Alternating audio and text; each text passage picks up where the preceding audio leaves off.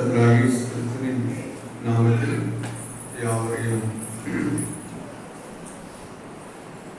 அன்புடன் வரவேற்கிறோம். கர்த்தர் நாம எப்பொழுதாக தேவனுடைய பிரதான கிருபையினால் நாம் கடந்த 3 வாரங்களும் ஒரு அற்புதமான ஒரு சப்ஜெக்டை எடுத்து நாம் தியானித்துக் கொண்டிருக்கிறோம். வாசிக்கலாம். ஒருவன் கொடுக்கும் வெகுமதி அவனுக்கு வழியை உண்டாக்கி பெரியோருக்கு முன்பாக அவனை கொண்டு போய் விடும். வெகுமதியை குறித்து 3 நபர்களை குறித்து நாம் தியானித்திருக்கிறோம். முதலாவது ஒரு வெகுமதி யாக்கோபும் ஏசாவை குறித்து. இரண்டாவது வெகுமதி எசேக்கியா ராஜாவுக்கு வந்த வெகுமதி. மூன்றாவது வெகுமதி சேவா தேசத்து ராஜஸ்திரீகள் சாலமோன் கொண்டு வந்த வெகுமதி. இந்த வெகுமதியை குறித்து 3 சப்ஜெக்ட்கள், 3 விதமான உபதேசத்தை நாம் கடந்த நாட்களிலே தியானித்தோம். இந்த நாளில் 4வது ஒரு காரியத்தை குறித்து நாம் கொடுக்கிறோம். ஏனென்றால் வெகுமதி எவ்வளவு, அது ஒரு சரித்திரம் கிடையாது, அது ஏதோ கதை கிடையாது, அது ஒரு உபதேசங்கள். வெகுமதி என்பது ஒரு சத்தியங்கள், நமக்கு போதிக்கப்படுகிற அற்புதமான உபதேசங்களை நமக்கு அழகான முறையில் அது எழுதப்பட்டிருக்கிறது. இன்றைக்கு ஒரு வெகுமதியை குறித்து உங்களுக்கு யாவருக்கு நன்றாக எல்லாமே தெரிந்த ஒரு பகுதி தான், அதுதான் எடுக்கிறோம். வாசிக்கலாம். எஸ்தரின் புத்தகம்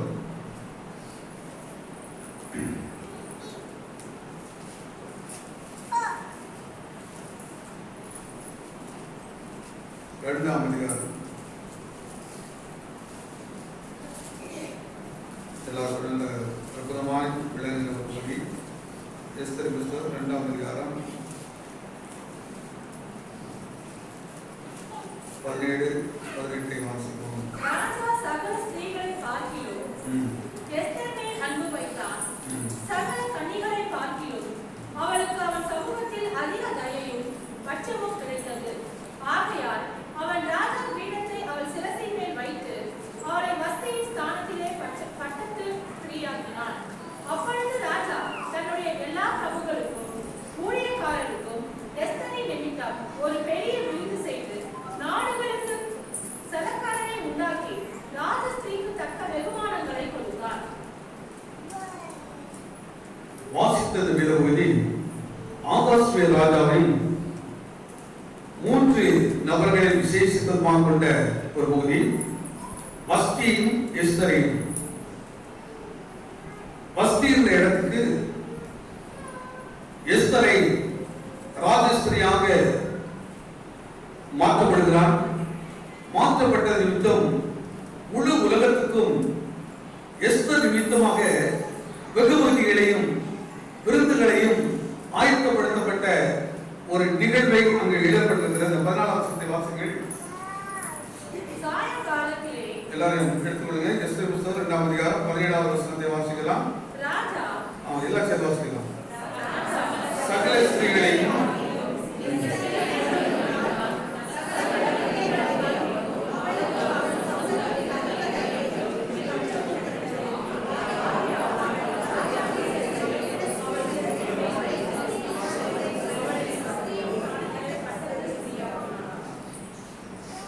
முதலாவது எஸ்தருடைய சில குணங்கள். அவள் ராஜஸ்திரியாக மாறுவதற்கு வஸ்திக்கும் இவளுக்குள்ள 2 வேறுபாடுகளில் முதலாவது நாம் சில காரியங்களை எடுத்து காட்ட பாருங்க. வஸ்தி குறித்து அவள் மிகவும் அழகுள்ளது. வஸ்தி தன்னுடைய அழகின் நிமித்தமாகவே ஆகாஸ்வருக்கு மனைவியாக்கப்பட்டு தேசத்துக்கு ராணியாக உயர்த்தப்பட்டவள். ஆனால் எஸ்தர் அப்படி அல்ல, அழகுள்ளவள் கிடையாது. அவள் எப்படிப்பட்டவள்? அவள் ஒரு அனாதையானவள், தாய் தகப்பன் இல்லாத ஒரு அனாதையான பெண்மணி தான் இந்த எஸ்தர். அழகில்லாதவள். இந்த எஸ்தர் பிறராலே வளர்க்கப்பட்டவள். ஆனால் வஸ்தி அப்படிப்பட்டவல்ல. அவள் பிறப்பிலே உயர்ந்த இடத்தில் சகலவிதமான செல்வ செழிப்பினாலே உருவாக்கப்பட்டு தன் அழகின் மிகுதினாலே ராஜாவை கவர்ந்து எழுந்து அவர் ராணியாக மாற்றப்பட்டார். அந்த ஸ்தானத்தில் நிலைத்திருக்க கூடாதபடிக்கு தன்னுடைய பெருமையும் தன்னுடைய அழகுமே அவளுக்கு எதிர்வினையான ஒரு சக்தியை எண்ணத்தை உண்டாக்கினபடினா ஒரு குறிப்பிட்ட காலத்தில் ராஜாவின் சொல்லை கேட்காமல் ராஜாவுக்கு கீழ்ப்படியாதபடினாலே ராஜா அவளை தன்னுடைய ஸ்தானத்திலிருந்து அவளை தள்ளப்படுகிறாள். இப்பொழுது அரண்மனையானது வெறுமையாக காணப்படுகிறது. அதாவது துணை இல்லாதபடிக்கு அரண்மனை காலியாக இருக்கிறது.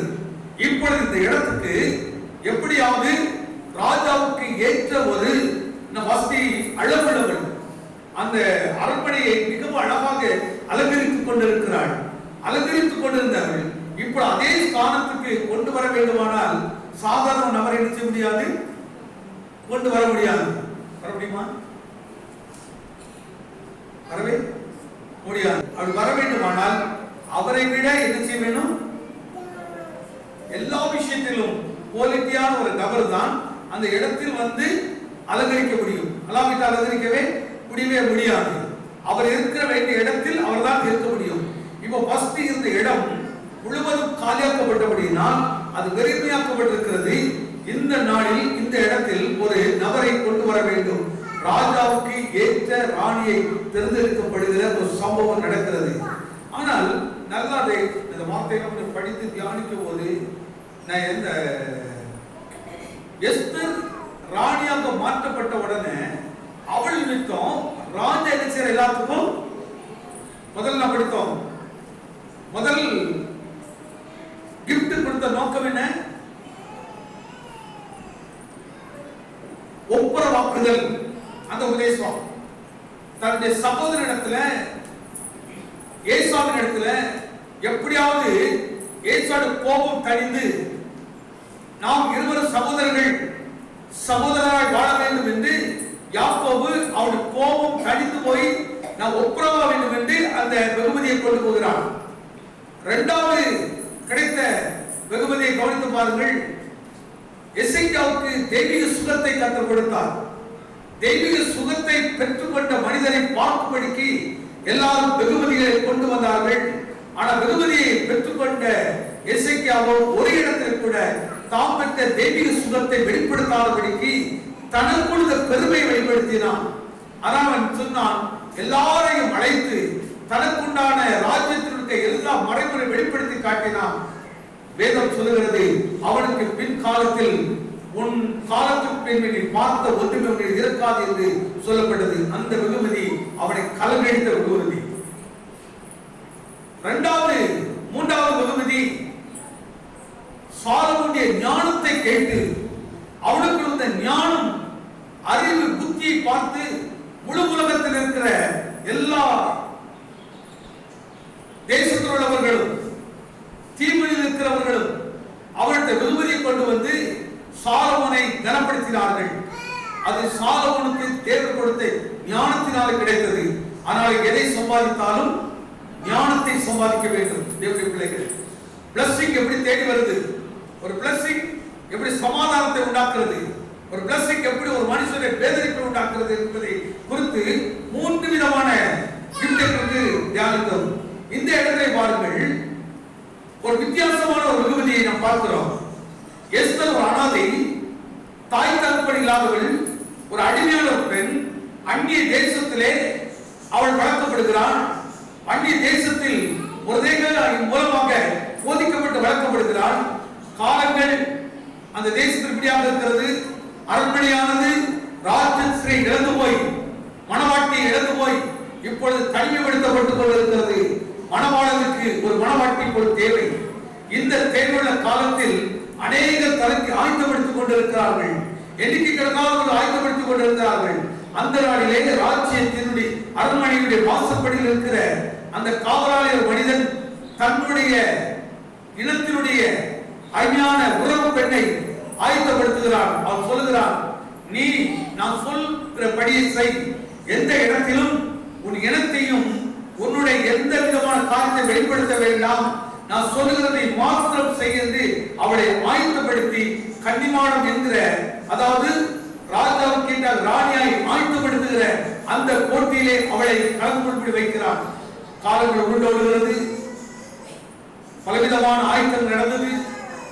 ஆனால் அற்பமாக ஒரு அனாதையாக இருந்த, கொஞ்சம் யோசித்து பாருங்க, அனாதை அப்படின்னா எவ்வளவு வேதனை இருக்கும். ஒரு தாய் தகப்பன் இல்லாத ஒரு பிள்ளைகளுடைய நிலம் எப்படி இருக்கும், கொஞ்சம் யோசித்து பாருங்க. எவ்வளவு வேதனை உள்ளதாக இருக்கும். அவங்களுடைய இருதயம் உடைஞ்சு போயிருக்கு பாருங்க. ஆனால் கர்த்தர் எங்கிருந்து தெரிந்தெடுக்கிறார் பாருங்க, யாரை தெரிந்தெடுக்கிறார்.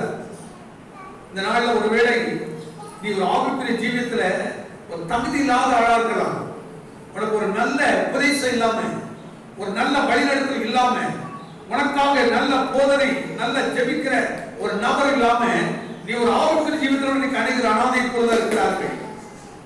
அனாதை போல இருக்கிறார்கள். எல்லா சாப்பாடு இருக்குது, ட்ரெஸ் இருக்குது, நகை இருக்குது, நட்டு எல்லாமே இருக்குது. ஆனால் அது உள்ளான மனுஷனை புதுப்பிக்கிற புது எண்ணெய் இல்ல, புது உபதேசம் இல்ல, எண்ணெய் இல்லாத ஒரு அனுபவம். அதனால்தான் இயேசு கிறிஸ்து 10 கண்ணீரை கொடுத்து காட்டும் போது பாருங்கள், 10 பேர் ஆயத்தம் உள்ளவர்களாக இருக்கிறார்கள். மணவாளருக்கு இந்த மணவாட்டியாக தங்களை அணிந்து கொள்ளும்படியாக, இவர்தான் என் மணவாளன், அவரை நாங்கள் திருமணம் செய்ய வேண்டும் என்று ஆயத்தம் உள்ளவராக இருக்கிறார்கள். குறித்த நேரம் வருகிறார்கள். தங்களிடத்தில் இருக்கிற ஆயத்தம் இல்லாத நிலையை, அதனால்தான் இந்த வர்ஷிப் பண்ணும்போது அன்பு கொடுத்து அப்பா இருக்கிறேன். அன்பு இல்லாதவன் தேவனை அறியவே முடியாது. அன்பு இல்லாதவன் நீ கிறிஸ்துவை வெளிப்படுத்த முடியாது. சில நேரம் பாருங்க, நிறைய பேர் வேணும் என்ன வாலிப பிள்ளைகள்லாம் கையில பைபிள் எடுத்துட்டு வர்றதுக்கு கூச்சம், தேவனுடைய பிள்ளைன்னு சொல்றதுக்கு கூச்சம், நான் கிறிஸ்துவன் சொல்றதுக்கு வெக்கப்படுறாங்க பிள்ளைங்க. கரெக்டா இல்லையா? கையில பைபிள் கொண்டு வர அவ்வளவு கூச்சப்படுறாங்க. வீட்டுல அப்படியே கையை வீசிட்டு வரலாம். நான் முன்னாடி யாராவது பைபிள கொடுத்துருந்தேன், இப்ப கொடுக்குறது ப்ரொஜெக்ட்ல வசனத்துக்கு போடலாம் அப்படி அப்படின்னு அப்படிலாம் போட சரியானது இல்லை. கையில வேதத்தை எடுத்து பிடிச்சிட்டு வரணும், வேதத்தை எடுத்து வரணும். நான் கர்த்தருடைய பிள்ளை, நான் கர்த்தருடைய பிள்ளை, நான் தனிமையான ஆள் கிடையாது, நான் ஒரு அனாதை கிடையாது, எனக்கு ஒரு தேவன் இருக்கிறார், என்னை நடத்துகிறவர் ஒரு இருக்கிறார், அவர் எனக்கு போதித்து நடத்துகிற வல்லமையோட வார்த்தையில் இருக்குது, இதற்கு பயப்படுகிற, இதற்கு கீழ்ப்படுகிறது, உயர்த்தி காட்டுறதுக்கு நான் தைரியம் கொண்டு இருக்கிறேன். இதை எடுக்கிறதுக்கு எனக்கு தைரியம் இல்லைங்க. சில பாருங்க, பிளாஸ்டிக் கவர்லாம் அப்படி நல்லா பொதுக்கி இருந்து அப்படியே கொண்டு வரும். ஏன்னா சும்மா கொண்டு வந்தா வேற மாதிரி நினைப்பாக்க முடியாது. அவ்வளவு கூச்சங்க, அவ்வளவு. சிலருக்கு கொஞ்சம் அந்த பொட்டுக்கெல்லாம் எடுக்கணும் யோசிப்பாங்க. ஏன்னா நம்மளை யாராவது கிறிஸ்தவம் சொல்லிடுவாங்களோ. உன் வீட்டுக்குள்ள என்ன சொல்றாங்கன்னு பயப்படாதீங்க, பயப்படாதீங்க. கிறிஸ்துவுக்காக உண்மை நின்று பாருங்க, வைரக்கம் நின்று பாருங்க. தேவன் நடத்துறது அற்புதமா இருக்கும். அனாதை எப்படி நின்று பார்க்க பாருங்க. அங்க வந்தவங்க எல்லா பிள்ளைகளும் எப்படி கட்டுறவங்க கோரிக்கை வந்திருக்கிறாங்க. ஆனா இவர் தாய் தகப்பன் இல்லாதவள், ஆனால் அங்கே வருகிறாள். கர்த்தருக்கு எப்படி நிற்கிறாள் பாருங்க. சில நேரத்தில் அனாதையா கஷ்டப்படுறவங்களை பார்க்கும்போது தேய்த்துவார் இல்லாமல் இருக்கிறதுலாம் பார்க்கும்போது ரொம்ப கஷ்டமா இருக்கும். ஒரு முறை பாஸ்மேட் பக்கத்தில் இந்த வடாக்கட்ட அந்த சைடில் குளிக்க போகும்போது ஒரு அம்மா இறந்துச்சு. நைட்டில் ஒரு 2 மணி இருக்கும், இப்படி இறந்துட்டாங்கன்னு சொன்னாங்க. உடனே நான் போனேன். பார்க்கும்போது பாருங்க, புருஷன் குடிச்சிட்டு மனைவி இறந்துருக்க கூட தெரியல, அப்படி குடிச்சிட்டு 2 சின்ன பிள்ளைங்க. அந்த பிள்ளைங்க, அந்த பெரிய பிள்ளைங்க தான் கொஞ்சம் விவரம் தெரியுது, அதுக்குள்ள அழுது. இன்னொரு பிள்ளை அப்படியே அம்மா மேல அங்கே எங்கேயும் தவறிட்டு அப்படியே விளையாடிட்டு இருக்குது, எனக்கு தெரியவே இல்லை.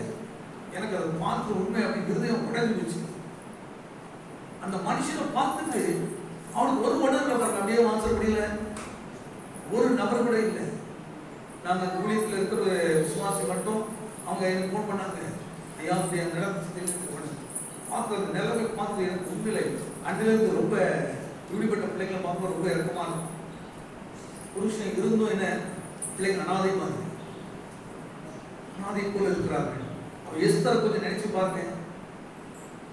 ஆனால் வேதம் சொல்கிறது அவள் ராஜஸ்திரியாய் மாறின பொழுது அவள் நிமித்தம், அந்த வார்த்தை ரொம்ப நல்லா இருக்க முடியுங்க.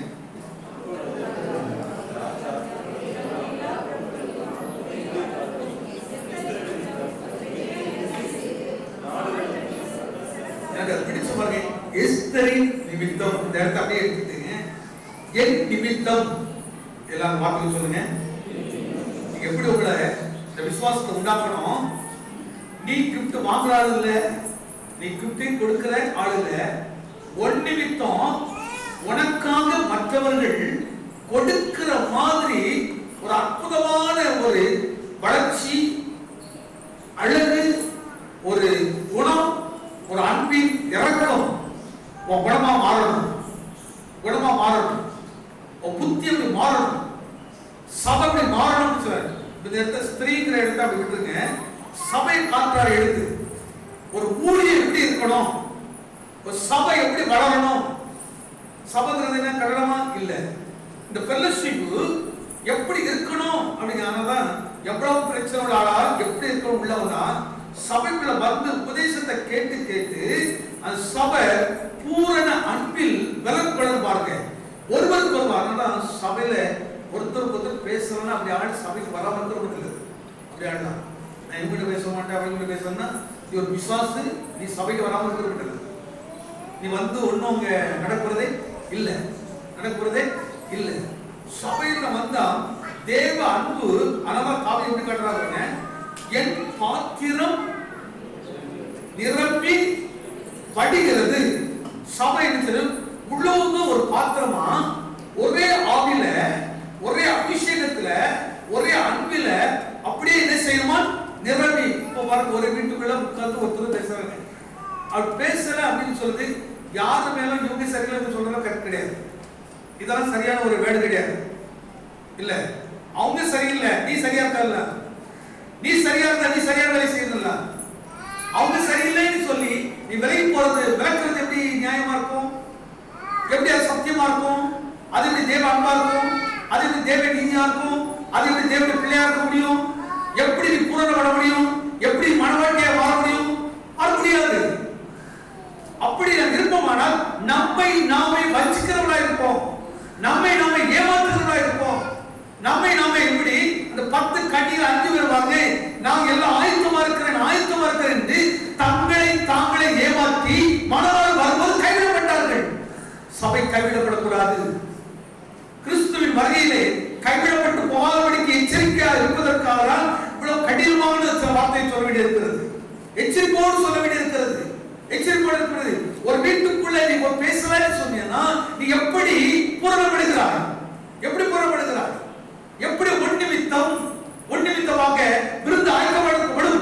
எப்படி ஒன்னிமித்த விரும்பதி கொடுக்கப்படும்? ஒன்னிமித்தமாக எனக்கு பிறந்த நாள்ல நான் கொண்டாடுறது பெருசு இல்லை, நான் கொண்டாடுறது பெருசு இல்லை. என் நிமித்தம் என்ன செய்யணும், இன்னொருத்தர் கொண்டாட பாருங்க. அவ்வளவு தேறினவர்களா இவங்க எஸ்தரை கவனித்து பாருங்கள். எஸ்தர் நிமித்தம் அவளுக்கு கிஃப்ட் கொடுக்கிறதுக்கோ எது கொடுக்கிறதுக்கோ எந்த விதமான ஆய்வு தகுதி கிடையாது, எந்த பொருளாதாரம் கிடையாது.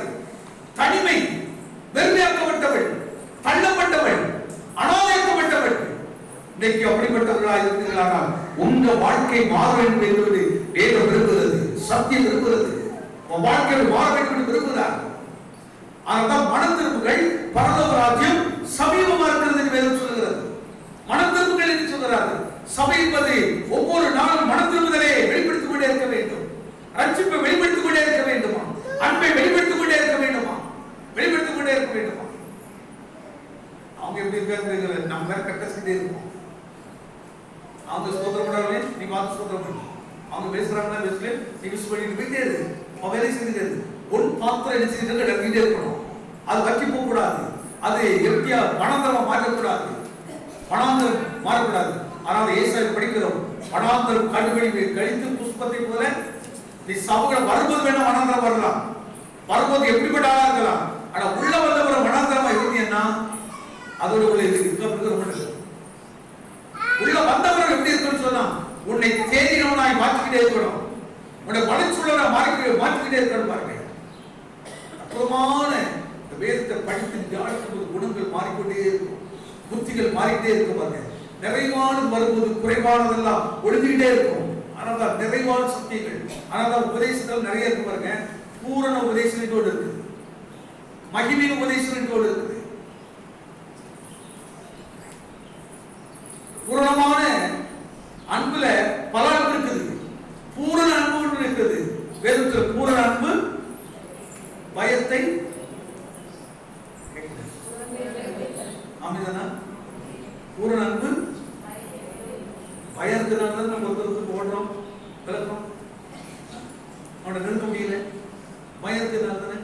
ஆனா வேதம் சொல்லுகிறது பூரண அன்பு பயத்தை. இப்போ ஒருத்தர் நம்ம குறித்து பயங்கரமா வெளியே பேசுறான்னு வச்சுக்கிடுங்க, இவர் அப்படிப்பட்டவர் இப்படிப்பட்டவர் இப்படி எல்லாம் பேசிட்டு இருக்கிறாரு, அப்படி பேசுறாரு. ஆனா நமக்குள்ள அப்படி இல்லை. நம்மளுக்கு ஒரு அன்பு இருக்குன்னு குறிப்பிட்ட 2 பேரும் சந்திக்கும் போது நம்ம என்ன பண்ணுவோம்? எத்தனை படி ஜீவி எப்படி இருக்கிறது, எத்தனை அவருக்கு அன்பு இருக்குது. கொஞ்சம் ஒரு செகண்ட் யோசித்து பாருங்க. அதெல்லாம் மனந்திரமணம் சொல்றாரு. இதை பாவத்தை விட்டு மனந்திரமணா, விக்கிரத்தை விட்டு வந்தேன் அப்படின்னு, விக்கிரத்தை வந்து விட்டு என்ன பொல்லாத விக்கிரத்துல உட்கார்ந்து இருக்கிறோம். பாவத்தை விட்டு வந்தேன் சொல்லிவிட்டு என்ன பயங்கரமான பாவத்துக்குள்ள உட்கார்ந்து இருக்கிறோம். அதை பிடித்து கொண்டு இருக்கிறோம். மனந்திருக்க வேண்டிய அவசியமா இருக்கிறது. நீ ஒரு ராஜாவினுடைய மனைவியாக மாற வேண்டுமானால், சபையானது மணவாளன் ஏற்ற மணவாட்டை மாற வேண்டுமானால், கரைத்திரை பிழையில்லாத அளவுக்கு சபை உருவாக்கப்பட வேண்டிய அவசியம் வருது. ஆனால் சபையை முடிவு ஒரு பாட்டுதான் முடியும், ரொம்ப முக்கியமான முடியும். சபைக்குள்ள 10 பேர் ஒரு நிலைக்குள்ள நடந்தனா ஒரு வீட்டுக்குள்ளே அப்படி இருக்க முடியுது. நானும் எங்க பேசி எத்தனை வருஷம் தெரியுமா, நானும் எங்க தம்பி பேசி எத்தனை வருஷம் தெரியுமா, நானும் எங்க அப்பா அம்மா பேசி என்ன இந்த பெருமை யாருக்கு பிடிக்கும்? அப்படி பேசும்போது பக்கத்துல விசாரிக்கலாம் அப்படி வச்சுவா எத்தி பாடி யார் பாடுவா? யாருக்கு அது கருது பாடுவா? உங்கள் எதிராளி அந்த சத்துருவான கிட்ட இருந்து பார்த்து கைதறி பாடுவா. கர்த்தர் கொண்டு விட்டு தூரம் அடிப்பார்கள். சமாதானம் பண்ணும்போது சொல்லு, சமாதானம் பண்ணுகிற ஒரு பாக்கியவான்கள் அவர்கள். நீ தேவனுடைய பிள்ளை அப்படின்னு சொன்னா, நீ உண்மையா ரட்சிக்கப்பட்டாலும் மனதின் ஆளுன்னு சொன்னா, உனக்கு தீமை செய்யறதுதான் சரி, அவனுக்கு விரோதமா என்னத்தை பேசுறதுதான் சரி, ஆனா நம்ம இடத்துல விரோதம் இல்லை அப்படிங்கிற எப்படி காட்ட முடியும்?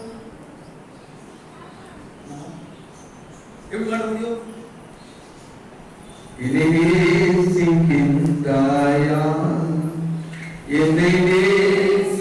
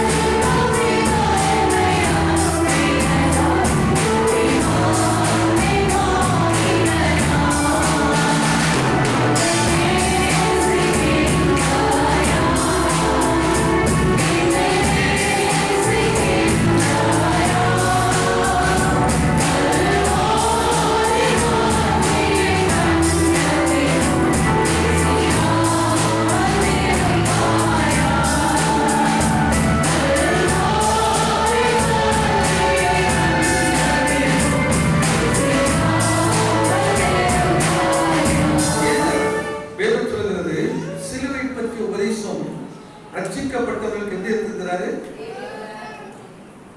ரட்சிக்கப்பட்டவர்களுக்கு இந்த சிலுவையினுடையது அழகா இருக்குது, ரொம்ப மேன்மையாக இருக்கிறது. இந்த உலகத்துக்கு எப்படி பாடுறது? விலைகரமா தோன்றுது. ஒருத்தரை பிடித்து சிலுவையில் அறைகிறாங்க, அவனை அடிக்கிறாங்க, ரத்தம் சுத்த வைக்கிறாங்க, அவமானப்பட்ட வஸ்திரத்தை உரிகிறார்கள், காடி பிடித்து இழுக்கிறார்கள், எல்லாம் செய்கிறார்கள். இது என்ன மேன்மை இருக்கிறது? இந்த உலகத்தை சொல்றோம். ஆனா ரட்சிக்கப்பட்டவர்களுக்கு அது எப்படி இருக்குமா? அந்த பாடு மரணத்தை நினைக்கும் போது சில ஓவியோட சொல்ல தோணும் நல்லா பாருங்க. நடந்த சம்பவம் ஒரு காட்டுல பாருங்க. 1965 ஆண்டு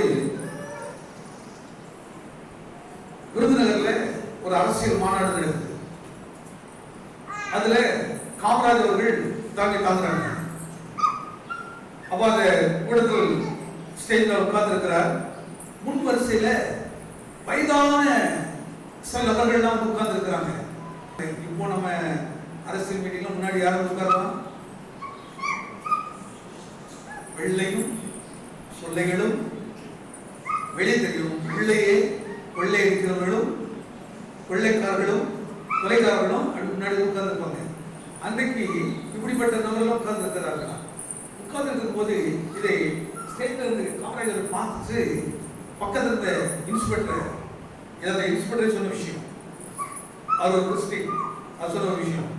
அந்த இன்ஸ்பெக்டர் அழைத்து அந்த முன்வரிசையில் இருக்கிற அந்த குறிப்பிட்ட நபரை ஒரு ஸ்டேஜுக்கு கூப்பிடுங்க அப்படின்னு சொன்னோன்னா அவர் போய் கூப்பிட்டுருக்கார். வந்த உடனே அவரை பார்த்துட்டு காமராஜ் கேட்கிறாராம், உன் பெயர் சுப்பையா தானே அப்படின்னு கேட்டார். அவருக்கு பெரிய ஷாக். ஆமா சுப்பையா தான். 42ல நம்ம 2 பேரும் திருச்சி ஜெயில சுதந்திர போராட்டத்தில் ஜெயில ஒண்ணா இருந்தோமே, ஞாபகம் இருக்கிறதா? அவருக்கு ஆச்சரியம் தாங்கல. நான் எவ்வளவு எளிமையா இருக்கிறேன், தாடி வளர்த்து பரதாம கஷ்டத்துல மரபில் இருக்கிறேன், ஆனா எப்படி இவரு ஞாபகத்தை வச்சிருக்கிறாரு அப்படி ஆச்சரியப்பட்டுட்டு அவர் திகைக்கிற பார்த்துட்டு ரொம்ப பரவாயில்ல இருக்கிறார் என்று அவர் காமராஜ் விலகி கேட்கிறாராம். உனக்கு சுதந்திர போராட்ட தியாகிகளுக்குரிய எல்லா பென்ஷன் பணம் கிடைக்குதா அப்படின்னு கேட்டவுடனே அவர் சொன்னாராம், நான் ஜெயில இருந்ததுக்கு ஆதாரம் இல்லைன்னு சொல்லி எனக்கு எதுவுமே கொடுக்கல அப்படின்னு சொன்னாராம். உடனே அந்த சாப்பிட்ட சொல்றாராம், நானும் நீர் ஒன்றாக இருக்கும், நான் வந்து சாட்சியா இருக்கிறேனே, யார் சாட்சி இல்லைன்னு சொன்னார், உனக்கான எல்லா காரியம் ஒழுங்கு செய்யப்படும் என்று சொல்லி அவரை அனுப்பினார். ஒரு சரியான உண்மையான கஷ்டப்பட்டவன இந்த உலகமே நேசிக்குதுன்னா கிறிஸ்துவுக்காக பாடுபட்டதை கிறிஸ்து வரப்பறா. இந்த உலகத்திலே கூட ஒரு நீதி செய்ய நினைக்கிறாங்க, இந்த உலகத்திலே கூட விசாரிக்க நினைக்கிறாங்க. ஐயோ பாடுபட்டவர், சுதந்திரத்துக்காக பாடுபட்டவர், இவனை கனப்படுத்த வேண்டும் என்று ஒரு மனிதனே நினைப்பாரானால் நான் நீங்கள் ஆராதிக்கிற தெய்வமாய் கர்த்தராகிய இயேசு கிறிஸ்து உங்களை விசாரிக்கிறவர்களா விடுவாரா? யோசித்து பாருங்கள். உங்களை விசாரிக்கிறவர் விடுவாரா? யோசித்து பாருங்கள். அழகான வசனத்தை பாருங்கள். யோவான் 14:18 வசனம் பாருங்கள். நான் உங்களை திக்கற்றவள விடேன், உங்களிடத்தில் வருவேன், இன்னும் கொஞ்ச காலத்திலே உலகம் என்னை காணாது. என்ன அற்புதமா சொல்கிறார் பாருங்கள். நான் உங்களை எடுத்துறேன், கர்த்தர் என்னை திக்கற்றவனாய் காலையில் அடைந்த இருதயத்துக்குள்ள கேள்வி இருக்குது. ஐயா நான் கர்த்தராகிய இயேசுவுக்கு வந்தேன், நான் எவ்வளவு அவமானப்படுகிற எனக்கு தான் தெரியும், எவ்வளவு நிந்திக்கப்படுகிற எனக்கு தான் தெரியும் என்று ஒரு பயம் இருக்குது, ஒரு கேள்வி இருக்குது. ஆனா கர்த்தர் இன்றைக்கு இந்த வார்த்தை அனுப்பி சொல்கிறாரு, நான் உங்களை கேட்கிறேன், நான் உங்களை திக்கற்றவர்களாய் விடவே மாட்டேன். கர்த்தர் சொல்றார் பாருங்க. கர்த்தராகிய இயேசுவே வார்த்தை சொன்னாரு. நான் இந்த வார்த்தை கிடைச்சது ரொம்ப அற்புதமா எடுத்துக்கொள்வேன். ஆண்டவர் என்னை கைவிடவே மாட்டார், கர்த்தர் என்னை கைவிடவே மாட்டார். எதை நம்புறீங்க? எஸ்தரை மறக்காத தேவன் உங்களை மறப்பாரா? உங்களுக்கு தாய் இருக்கிறார்கள் அல்லது தகப்பன் இருக்கிறார்கள், யாரோ இருக்கிறார்கள். ஆனா எஸ்தருக்கு யாருமே இல்லை. தேசம் அந்நிய தேசம், அந்நிய தேசத்தில் அவளை கொண்டு வந்து கனப்படுத்த தேவன் உங்களை எண்ணி மறக்கவே மாட்டார், மறக்கவே மாட்டார். உன்னை குறித்து ஒரு தரிசனத்தை கர்த்தர் வைத்திருக்கிறார், பெரிய நோக்கத்தை கர்த்தர் வைத்திருக்கிறார், பெரிய நோக்கத்தை வைத்திருக்கிறார். ஆண்டவருடைய வார்த்தை எவ்வளவு அற்புதமான வார்த்தை தெரியுமா? ஏன் சபைக்குள்ள வரோம்? சபைக்கு கர்த்தர் வைத்திருக்கிறார். அதனால எனக்கு சபையை வந்து எப்போ நல்லா நீட்டை வைக்கணும்னு யோசிப்பேன். நம்ம வீடு கூட எப்படி வேணாலும் இருக்கலாம், ஆனா கர்த்தர் ஆராதிக்கிற இடம் நல்லா இருக்கணும், உள்ள மனுஷர்கள் நல்லா இருக்கணும், உள்ள இருக்கிறவங்க. அதனால நிறைய கூட்டத்தை சேர்க்க விரும்பதை விட உள்ள குவாலிட்டியான ஒரு நபர்களை என்ன செய்யணும், உள்ள கொண்டு வரணும். குவாலிட்டியான ஒரு நபர்களை உள்ள கொண்டு வரணும். அதான் சொல்றேன், நீ வீட்டுக்குள்ள வாக்கு போற பிரச்சனை எல்லாருக்கும் உடனே அதெல்லாம் மறந்துடணும், உடனே உப்புற வாங்கிடணும், உடனே சமாதானத்தை உண்டாக்கி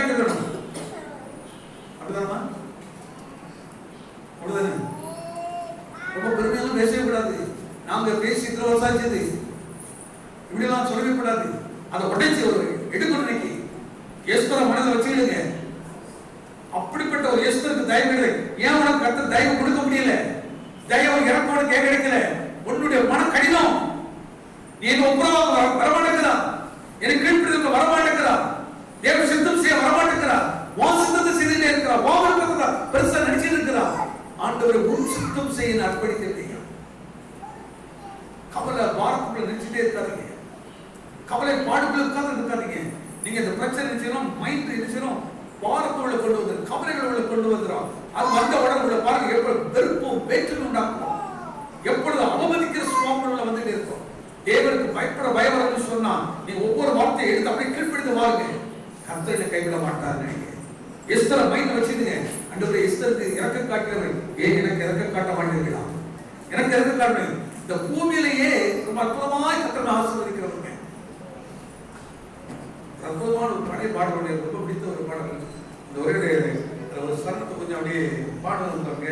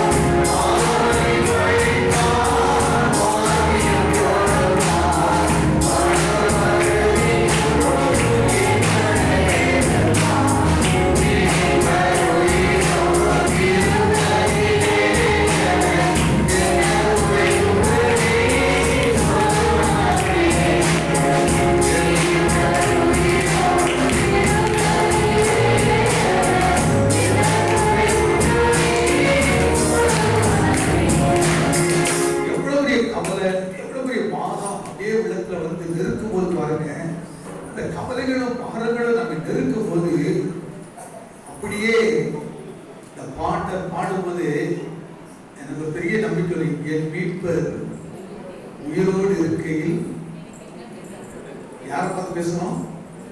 நம்முடைய ஆத்மா பார்த்து, நம்முடைய ஆவியை பார்த்து நம்மை நாமே பேசணும். என் மீட்பர் உயிரோடு இருக்கும்போது எத்தனை நம்புறீங்க? கேட்குறீங்க?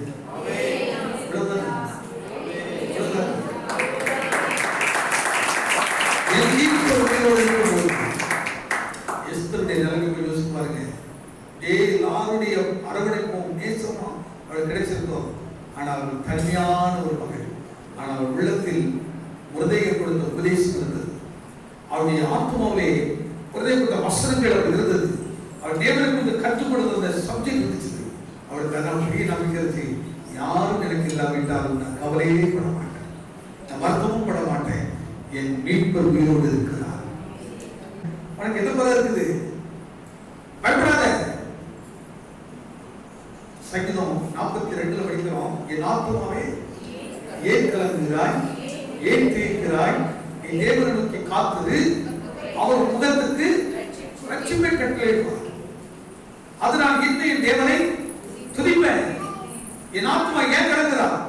இந்த காலையில இப்படிப்பட்ட ஒரு வருத்தம், யாரும் இல்ல, தகப்பன் இல்ல, தாய் இல்ல, அண்டை இல்ல, தம்பி இல்ல, நல்ல புருஷன் இல்ல, நல்ல மனைவி இல்ல, கவலைப்படாதீங்க.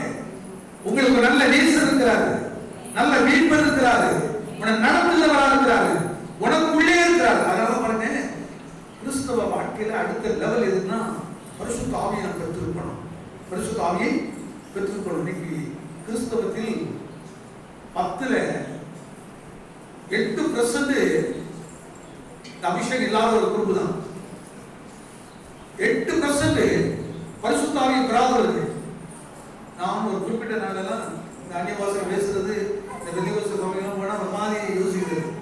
ஆனால் அப்படியே சில விஷயத்தை காதில் பிரசத்தை கேட்டு படைக்கிறோமா தரமா தெரியுது, அது எந்த ஒரு உணர்ச்சி வசப்படுறாங்க அப்படிலாம் நினைச்சது. ஆனால் அந்த அனுபவத்தை அனுபவிச்சு பார்த்த பிறகுதான் இந்த வித்தியாசம் தெரிஞ்சு பாருங்க, அது எவ்வளவு பெரிய உன்னதமானவருடைய உணர்வு, அவருடைய அனுபவம் அப்படிங்கிறத விளைந்த பரிசுத்த ஆவியான உள்ளத்துல வரும்போது பாருங்க, அவர் நம்ம நடத்துற விதம் பரிசுத்த ஆவியான உள்ளத்துல வந்துட்டாருனாலே அந்த சில இடத்துல ஒரு பெரிய டவுட் என்ன வந்துருன்னா, சில அபிஷேகம் பெற்ற பிள்ளைங்க சரியில்லாம இருக்கிறாங்க, சரியா இல்லாம இருக்கிறாங்க. அபிஷேகம் பெற்றா ஆலயத்துல வந்து அடிபாசம் பேசுறோம், எல்லாம் பேசுறோம், ஆனா என்ன ஜீவி தெரியலாம இருக்குது, அன்பில்லாம ஜீவி இருக்குது. பரிசுத்த ஆவியானவர்ல வந்தாலே அன்பினால நினைச்சிருப்பாரு, பூரண அன்பினால் நினைச்சிட்டே இருப்பாரு, பூரண ஞானத்தை கொடுத்துட்டே இருப்பார் பாருங்க, நல்ல ஆலோசனை கொடுத்து நடத்திட்டே இருப்பாரு, தேவ பயத்தினால நடத்துவார் பாருங்க, நிறைய விஷயத்தை கற்றுக்கொள்ள விரும்புவார் பாருங்க. பரிசுத்த ஆவியானவர் இருக்கும் நல்ல விஷயம் விளங்க. இப்ப எனக்குள்ள ஒரு பரிசுத்த ஆவி இருந்து எங்களுக்கு உபதேசம் பண்ணும்போது வித்தியாசம் தெரிப்பாருங்க. இந்த சத்தியத்தை எடுத்து பேசும்போது இந்த அபிஷேகத்தோடு ஜனங்கள் கேட்கும் போது அப்படியே இந்த வார்த்தை ஃப்ளோவா வரும். ஆனா அபிஷேகம் இல்லாத ஆளுக்கு முன்னாடி இருப்பவரே சப்ஜெக்ட் வரவே வராது. ஏன்னா எதிர்மறையான ஒரு போராட்டம் இருந்துட்டே இருக்கும். இந்த ஆவியானவர் பேசும்போது பாருங்க, ஏன்னா ஆவியானவர் ஒருவரே வரங்களை இருந்தது வித்தியாசம். அவன் உபதேசம் பண்ணுகிற அந்த வாரம் கிரியை செய்யும் போது பாருங்க, அப்படியே கேட்கிறவங்க அப்படியே கேட்டு கேட்டு தன்னை பெறப்படுத்திட்டே இருப்பாங்க. அதனால ஆவியானவர் சபைக்கு சொல்கிறதை காதுள்ளவன் கேட்டு கடவன். சபையில வந்து சபையில எல்லாரும் அபிஷேகம் வரணும்னு சொல்றோம், எல்லாரும் அந்நிய பாஷை அடையாளத்தோட பெற்றுக்கொள்ளணும், திருமணத்தை வாங்கி வரணும். ஏன்னு தானே அப்படின்னு இல்லை, ஏதோ வந்து போறது பிள்ளைகளுக்கு இதை குறித்து நீங்க வார்த்தை சொல்லிக் கொடுக்கணும். பெற்றோர் பிள்ளைகளுக்கு சொல்லணும், தம்பி நீ அபிஷேகம் வரணும்பா, திருமணப்பா. இப்ப என்ன சொன்னா இங்க பாத்தீங்கன்னா அங்க போய் அப்படியே இருக்கிறதால பிள்ளைகளுக்கு என்ன செய்யணும்னா 2ஆம் இடத்துலயே ஆயிடுவாங்க, அணுகு இல்லாம குளிர் இல்லாம பிள்ளை தருவாங்க. உபதேசத்துக்குள்ள பிள்ளைகளை விரும்பி நடத்துங்க. நீங்க விரும்பிக்குள்ள தள்ளுங்க பிள்ளைகளை. அப்பா நீ கேளு சத்தியத்தை, நீ அபிஷேகம் விரும்பு, எப்படியா பெற்றுக்கொள்ளணும், எங்களுக்கு கிடைக்காத பிள்ளைகள் கிடைக்கட்டும். நீங்க விரும்புங்க, உங்களை கர்த்தர் நிரப்புவார் பாருங்க. ஏன்னா தெளிவா நம்ம சொல்ற விஷயம், மனம் திரும்புதலும் பாவ மன்னிப்புக்கு ஞானஸ்நானம் பெற்று பரிசுத்த ஆவியை பெறாவிட்டால் தேவ ராஜ்யத்துல போக முடியுமா உங்களுக்கே தெரியும், உங்களே தெரியும். அன்னைக்கு சொல்லுவீங்க, ஐயோ போதகருடைய வார்த்தையை நான் வெறுத்தேனே, அசட்டம் பண்ணனே, நான் கழினே. அன்னைக்கு நீங்க அழுதாலும் புறப்பட்டாலும் ஒண்ணு கிடைக்காது. அதான் பாப்பமா விரும்புங்க, ஆண்டவரே எடுத்ததால் வேணும். எனது அபிஷேகம் வந்து எப்படி தெரியுமா, இப்போ எஸ்தரை மொர்தெகாய் தத்தெடுத்து வளர்த்தாரு. முத தத்தெடுக்கிற பிள்ளைகளுக்கு உரிமை எங்க இருந்ததா ரோம அரசாங்கம் தான் என்ன புத்திர சுகாதாரத்தை கொடுத்தது. தான் பெற்காத பிள்ளைய இன்னொரு பிள்ளை தனக்கு சொந்தமா எடுத்து அந்த பிள்ளை தன் சொந்தமாக்கி கொள்ளலாம். இவனுடைய ஆஸ்தி எல்லாவற்றிலும் அவனுக்கு சுதந்திர பாவம் என்பதை ரோம் அரசு தான் முதல் சட்ட பிரகாரமா அதை கொடுத்தது. ஆனா இதை குறித்து பவுல் எழுதுறாரு, வாசிப்போட அதிகாரத்தை காட்டுறாங்க. ரோமர்கள் நிறுவனம் 8ஆம் அதிகாரம் 15 வசனத்தை வாசிக்கலாம். அந்தபடியே திரும்பவும் பயப்படுகிறதற்கு நீங்கள் அடிமைத்தனத்தின் ஆவியை பயப்படுவதற்கு அடிமைத்தனத்தின் ஆவியை பெறாமல் அப்பா பிதாவே என்று கூப்பிடப்படுகிற புத்திர சுவிகாரத்தின் ஆவியை பெற்றிருப்பாங்க. ஆவியான உள்ள வரும்போது நீங்க யாரை பாருங்க? அப்பா பிதாவை கூப்பிடுகிற பிள்ளைய மாறுதான். இப்பதான் நீ உன் பேரு ஜீவபுஸ்தகத்துல எழுதப்படுது. ஜீவபுஸ்தகத்துல ஒரு அருமையான ஒரு சாட்சி ரொம்ப நல்லா இருந்துச்சு. அவர் வந்து பரிசுத்த ஆவியானுக்கு எதிர்மறையா சிந்தனை உள்ள ஆள். ஒரு நாள் சரி என்னதான் நடக்குது என்று ஒரு கூட்டத்தை போய் பார்க்கறதுக்காக இருக்கிறார். உள்ள போய் கொஞ்ச நேரம் அப்படி நின்று கவனிச்சுட்டே இருக்கும்போது திடீரென்று அவர் மேல ஒரு அபிஷேகம் இறங்கி இருக்குது. இறங்கினோன்னு அந்த வாசல் நாடு எங்க இருக்கிறாரு? கூப்பிட்டு முன்னாடி வந்திருக்கிறாரு. பேண்ட் எல்லாம் கிழிஞ்சு போச்சுதான். பேண்ட் எல்லாம் கிழிஞ்சிச்சு. அந்த அபிஷேகத்தை வல்லமை கூட நிற்க முடியல. அப்படியே பெற்று போயிருக்கிற ஒரு அற்புதமான ஒரு தரிசனத்தை பார்க்கலாம். ஒரு அபிஷேகம் வரும்போது பரலோகம் அங்கே ஒரு பெரிய தூதன் ஒரு பெரிய புஸ்தகத்தை எடுத்துட்டு அங்கே வந்து இன்றைக்கு உன்னுடைய பெயர் எழுதப்படுகிறது, ஜீவ புஸ்தகத்தில் எழுதப்படுகிறது. இன்னொரு கிழக்கு மாதிரி காட்டுற பாருங்க. இப்போ நம்ம இந்த பூமியில ஒரு குழந்தை பிறந்தவொன்னு நம்ம பேர் எழுதப்படுது.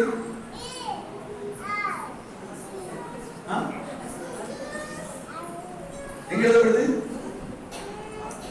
ஒரு பெண் ஒரு மனுஷன் பிறந்தாலும் சரி இறந்தாலும் சரி பிறப்பு இறப்பு என்ற இடத்தில் நமக்கு சரி பேர் எழுதப்படுது.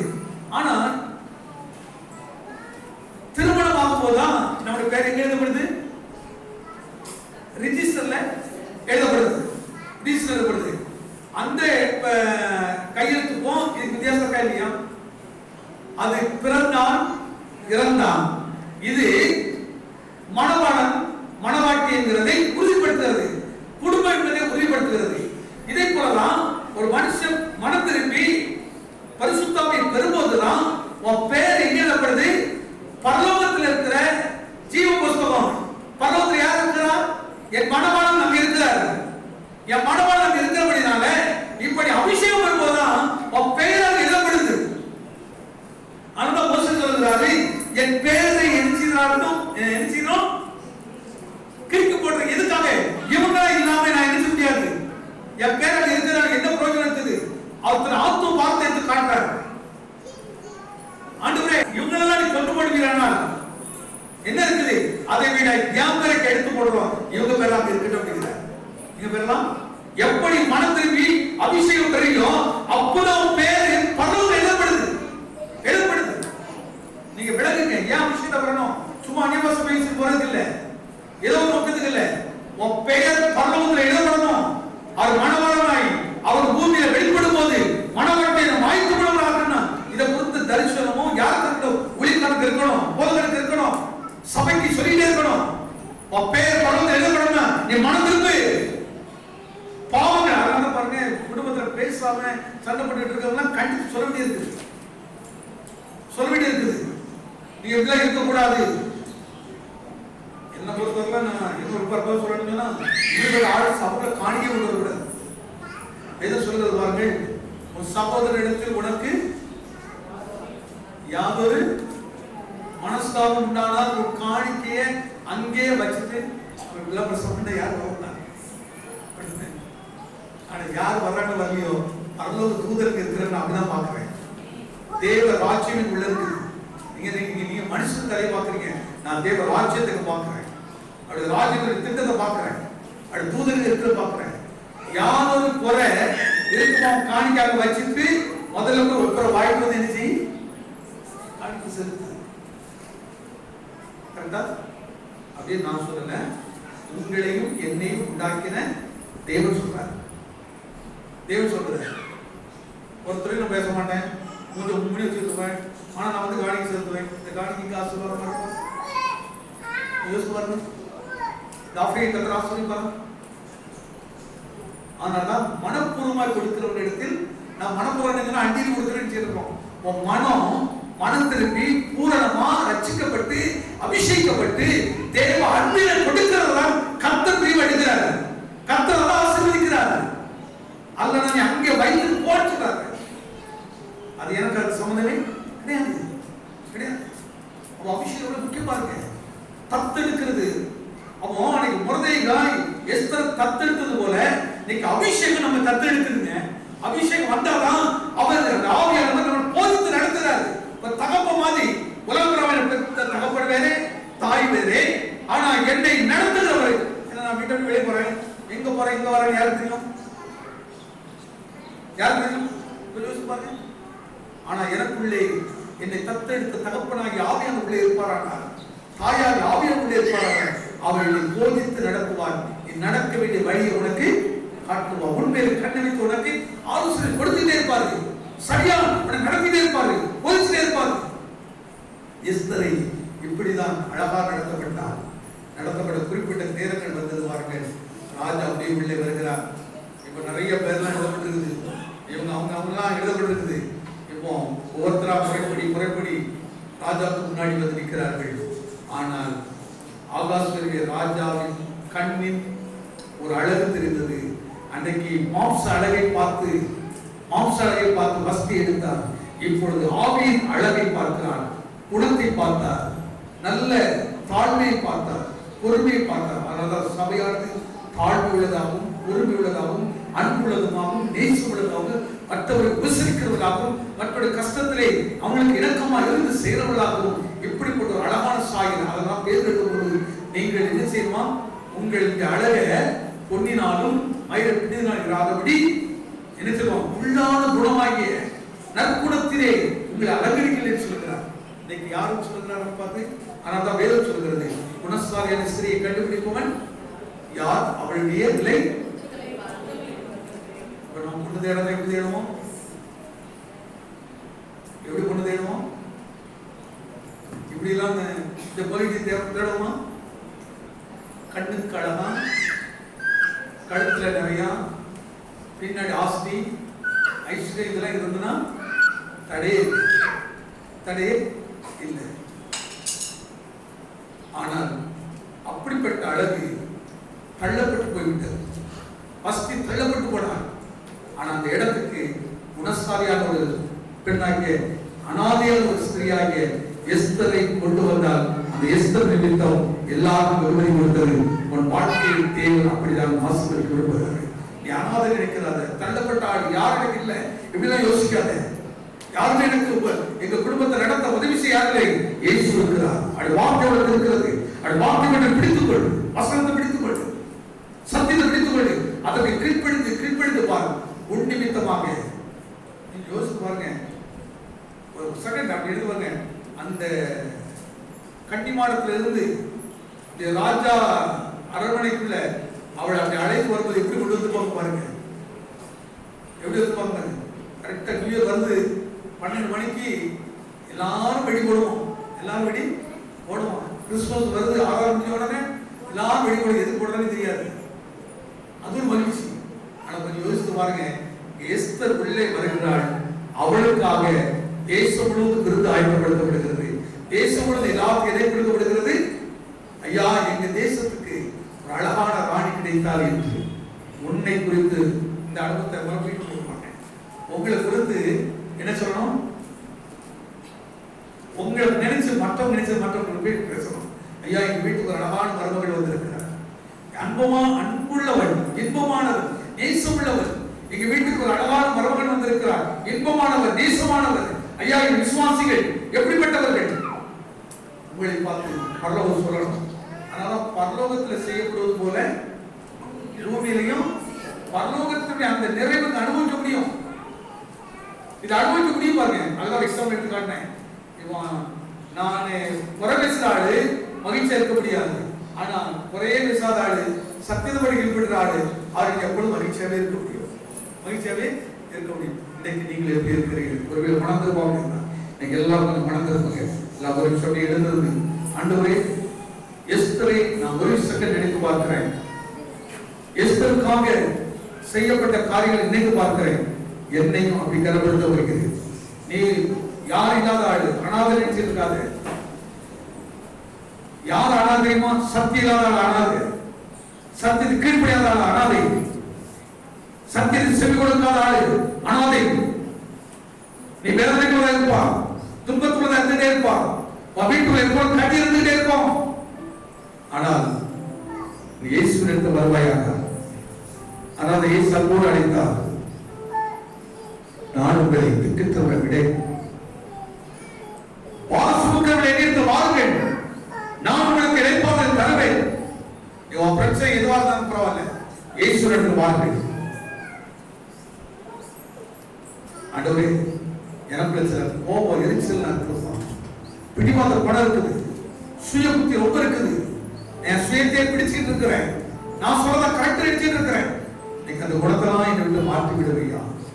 என்னை அன்பின் சுவாத்துக்களை கொண்டு வா, என் அன்பின் சுவாத்துக்களை கொண்டு வரப்பா. எல்லா கட்டளை மொழி ஆண்டவரோடு இடைபெறுக. உன் இருதயமும் உன் மனதும் உன் நோக்கமும் உன் கண்ணுக்கு முன்னாடிதான் இருக்குது. இப்ப அந்த அறிக்கை செய்து விட்டு விடுகிறதும் அதை மறைப்பதும் அதுவும் உன் கண்ணு முன்னாடிதான் இருக்குது. வேதம் எப்படி காட்டுகிறது?